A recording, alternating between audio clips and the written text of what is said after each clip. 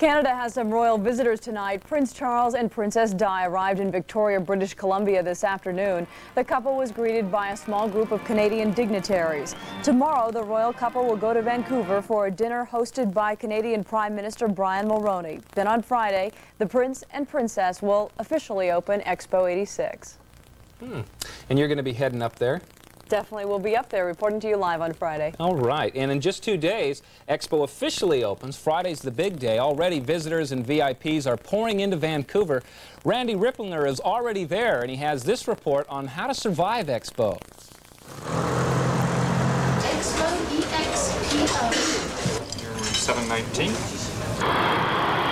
Not too many months ago, people in Vancouver, BC never believed Expo 86 would really fly. The pavilions weren't on schedule, too many visitors and not enough lodging, and worst, a big financial burden on the local taxpayers. Now, Expo is becoming very real to Vancouver, and visitors from throughout North America and the world are believing it too. Hotels are taking thousands of bookings a day. Before it is over, Expo officials expect 20 million visits through their gates. But prior publicity about the swarms of people and no vacancy signs may have backfired. Res West, the Expo reservation agency, says tour groups are canceling hundreds of room reservations that they can't fill.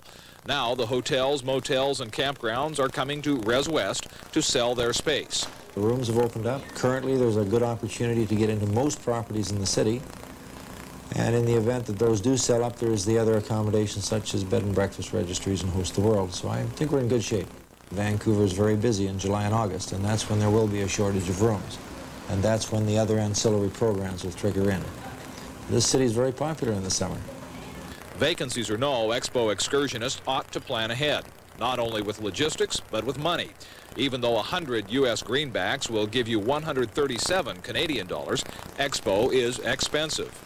Of course, if you show up without an Expo ticket in hand, you're going to have to buy one at the gate. Right now, a one-day pass is $20 and a three-day ticket $45 in Canadian funds. In U.S. dollars, that's $30 for a three-day pass. About the same as you'd pay at any outlet in Portland. And that's just the beginning. A hotel reservation will run you about $65 for two.